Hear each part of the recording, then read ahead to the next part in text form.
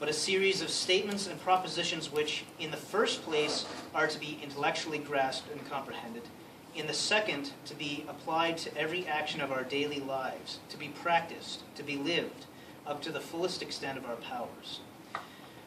This fact of the essential practical nature of our religion is again and again insisted upon in the holy books.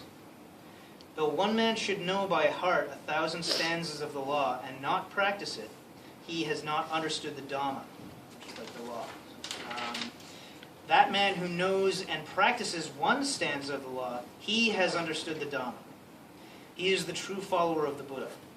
It is the practice of the Dhamma that constitutes the true Buddhist, not the mere knowledge of its tenets. Again, Dhamma sort of means like law or truth or the nature of things. And he goes on to describe a practical translation of Dhamma or Sankhara, which he says, if we translate Dhamma or Sankhara as used in this context as tendencies, we shall probably come nearest to the English meaning of the word. When a given act has been performed a number of times, when a given thought has arisen in our minds a number of times, there is a definite tendency to the repetition of that act, a definite tendency to the recurrence of that thought. Now, this is incredibly important. I can't stress this enough, because the more you pay attention for this in your normal life and through whatever workings you're doing, or just any mundane habits, tendencies are the way that your brain works. Habits, instincts, automatic reactions to things. And there's so many of them just built up within our consciousness that we're not even aware of them most of the time. And a lot of the time, like he's going to address this. I'll read a little further here. If the sankharas, or tendencies, act well together, if their varying functions are well coordinated, then that man has a great power either for good or for evil. And when you see one of weak mind and will, you may be sure that his sankharas, or tendencies, are working one against another. And so the central power, this power of samadhi, or concentration, is wasted in one part of the mind in overcoming its own energy in another.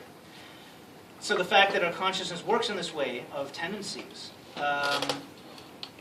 all these different tendencies of the different aspects of consciousness have been set up in different ways that are very commonly in direct opposition to other aspects of our own tendencies. So a big part of the meditative work in Buddhist working, yogic working, in any of these sort of systems of training the mind is to gradually train all these tendencies to be working in the same direction.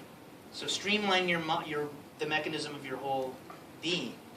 So you can think of it as the machine of the mind. And one of the problems, incidentally, is that we tend to think of the intellect as being the center of consciousness. And this is a very important thing to be aware of, because it is only one aspect of consciousness. And there are a lot of other aspects to consciousness, and if you're not aware of them, they will do whatever they're doing regardless, and they could very well be doing whatever they're doing in direct opposition to whatever you think is your stated goal. I don't know. I find in my life most people are emotionally rather than intellectually driven. It depends on the circumstances. It's different for different people. And actually, there's a very there tends to be, especially for women, there seems to be a lot more emotional drive, and for men there seems to be a lot more intellectual drive. That's a gross generalization, by the way, obviously. But in general, I mean, it's better to say that the gender principle, like the alchemical principle of gender, which is like one of the, it's like on a higher plane. It's like, it's not to say that men or women like are more right or left brained or whatever, but it's to say that it is almost feminine. The right brain is almost feminine in nature, not as in directly related to women or anything like actual like gender, but just that it's like in French how they assign gender to like a verb or anything like that. It's basically like it's like those it's always like treacherous territory. Yeah, like when you're dealing it is with those treacherous ideas, territory, it's and like actually, sexism and everything. one thing It's to like, remember is we can completely sidestep this treacherous territory altogether and not worry about it, because the main thing is you look at yourself and decide where your focus of consciousness is, and see what you may be blinding yourself to as a result of that. I know I'm a highly intellect-driven person naturally, and that is my weakness as much as it's my strength. And I think all of us have to be aware of exactly where our focus tends to be and strengthen those places that are weaker, because what the first part of the work is balance, and learning to balance all the aspects of consciousness as much as possible.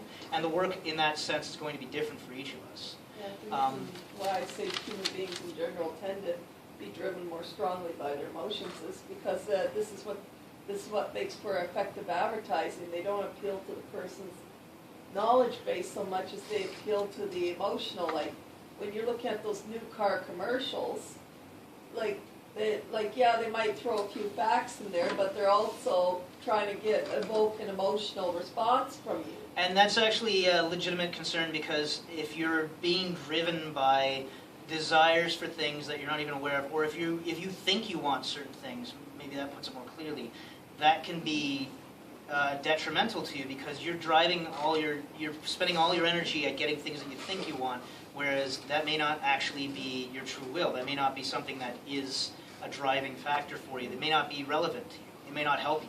And you may be chasing after heaven, which is a very common thing for people, where they're chasing after some kind of idea of when things are all good, when I have enough money, when I'm living the good life, when I'm happy. When I'm happy, this whole idea of like sometime, someplace, somewhere, I will actually find this state called happiness, which is total bullshit.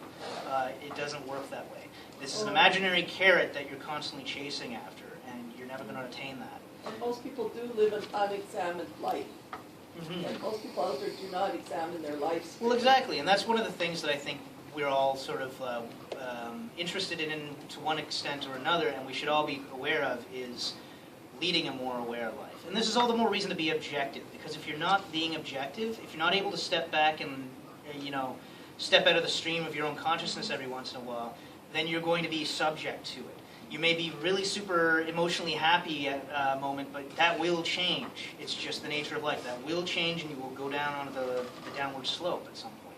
Yeah, because even amongst Buddhists, and I have been to Dharma classes, you'd be surprised how many of them have what I call the superstitious mindset, as opposed to the self-examined mindset. Even among Buddhists, they'll say if you pray to Kuan Yin 50 times, you'll get what you want, or they're very, they're very much into pray to this god or that god, and you'll get what you want. Yeah.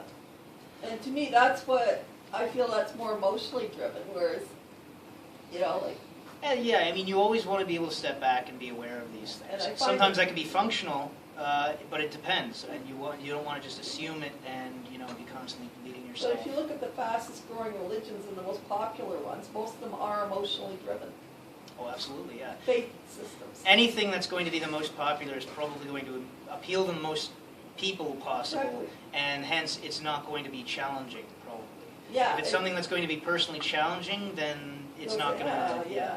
I mean, for instance, the Thelemic system it creates crises. It's not something that's going to just make you blissfully going through life in a happy state.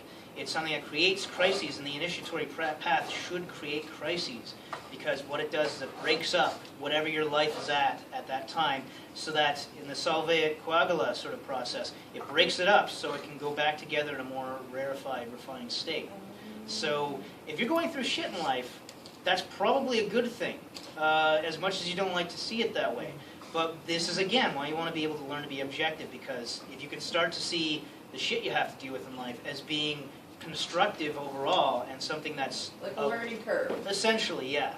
There's dangers to that too. I mean, it's easy to take it into the, Yeah, you could self-destruct if it overwhelms you. You could, if you buy into the idea of it being good things for you, you could just start saying that as a mantra. Oh, this is for the best in the long run. It'll all be all good in the end, and that sort of thing. So that in itself could be a mantra that is not necessarily going to be constructive as well.